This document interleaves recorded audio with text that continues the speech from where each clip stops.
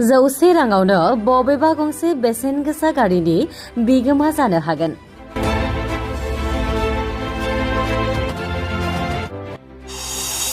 खाफालाव दङब्ला नोंथाङा 100 राङावनो बेसेन गोसा गारिनि बिगोमा जानो हागोन।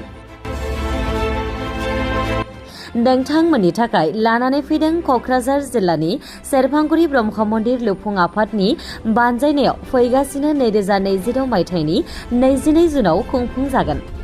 नोंथांमोननि थाखाय सेरफांगुरि ब्रह्म मन्दिर लुफुं आफादजों खुंफुंजानो गोनां अनथोबफोरा जाबाय जेरै Tata आल्ट्राबास 44 seater, Mahindra Thar, Roxx Bajaj Pulsar 150cc, Maruti Suzuki Baleno Mahindra Scorpio, Classic Royal Enfield Hunter 350cc, Maruti Suzuki Grand Vitara, Maruti Suzuki Fronx, TVS Ntorq Scooty, Maruti Suzuki Dzire, TVS Ntorq Scooty, Tata पांच गारिफोरनि अनथोबफोरखौ मोननो हागोन।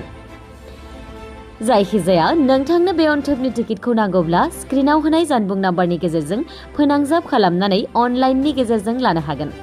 जानबुं नाम्बार 6009789666 आव फोनांजाब खालामनानै लानो हागोन।